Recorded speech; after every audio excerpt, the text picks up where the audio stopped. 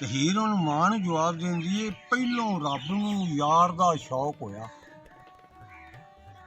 ਨਬੀ ਪਾਕ ਦਾ ਕਰਨ ਜਮਾਲ ਮਾਏ, ਆਇਆ ਵਹੀ ਲੈ ਕੇ ਹੋਇਆ ਤੁਰਤ ਹਾਜ਼ਰ, ਲਿਆ ਯਾਰ ਨੂੰ ਯਾਰ ਨੇ ਭਾਲ ਮਾਏ। ਕਿਆ ਬਾਤ। ਅੰਬੋਂ ਸਾਹਮਣਾ ਰੱਜ ਕੇ ਵੇਖਿਓ ਨੇ, ਗੱਲਾਂ ਕੀਤੀਆਂ ਫਰਕ ਨਾ ਵਾਲ ਮਾਏ, ਹੋਰ ਦਿਲਾਂ ਦੀਆਂ ਲਈਆਂ ਤੇ ਦਿੱਤੀਆਂ ਨੇ, ਜ਼ਾਤ ਇੱਕ ਹੋਈ ਜ਼ਾਤ ਨਾਲ ਮਾਏ। ਕਿਆ ਬਾਤ। ਕਿਵੇਂ ਤਖਤ ਹਜ਼ਾਰਿਓਂ ਟੋਰ ਰਾਂਝਾ,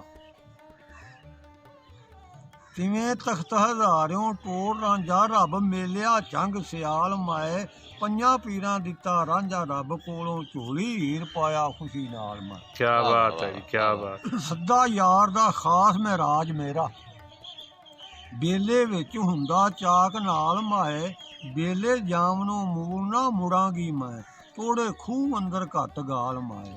ਹਜ ਕਾਬੇ ਦਾ ਕਰਨ ਨੂੰ ਜਾਨੀ ਆ ਮੈਂ, ਮੇਰੇ ਮੁੜਨ ਦੀ ਨਹੀਂ ਮਜਾਲ ਮਾਏ, ਰੱਬ ਆਓ ਅਰਨੀ ਤਦੋਂ ਹੁਕਮ ਕੀਤਾ, ਜਦੋਂ ਹੋਇਆ ਸੀ ਸ਼ੌਕ ਕਮਾਲ ਮਾਏ।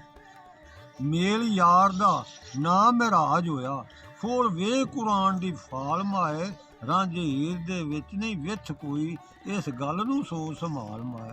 ਰੁਖ ਯਾਰ ਦਾ ਐਤ ਤਹੀਰ ਦਿਸਦਾ, ਕਰਾਂ ਦੀ ਤੇ ਹੋਵਾਂ ਨਿਹਾਲ ਮਾਏ, ਰੱਬ ਜ਼ੌਕ ਤੇ ਸ਼ੌਕ ਦੀ ਚਾਹ ਦੇਵੇ, ਲੈਣ ਗਮਾਂ ਦੇ ਦਿਲੋਂ ਜੰਜਾਲ ਮਾਏ, ਪਿੱਛੇ ਚਾਕ ਦੇ ਮਰਨ ਕਬੂਲ ਕਰਸਾਂ, ਕਰਾਂ ਹੋਰ ਨਾ ਗੈਰ ਖਿਆਲ ਮਾਏ, ਤਾਈਂ ਜੱਗ ਤੇ ਵਾਰਸਾ ਸਦਾਂਗੀ ਮੈਂ, ਰਾਂਝੇ ਯਾਰ ਦੀ ਸਿਆਲ ਮਾਏ। ਕਿਆ ਬਾਤ ਹੈ।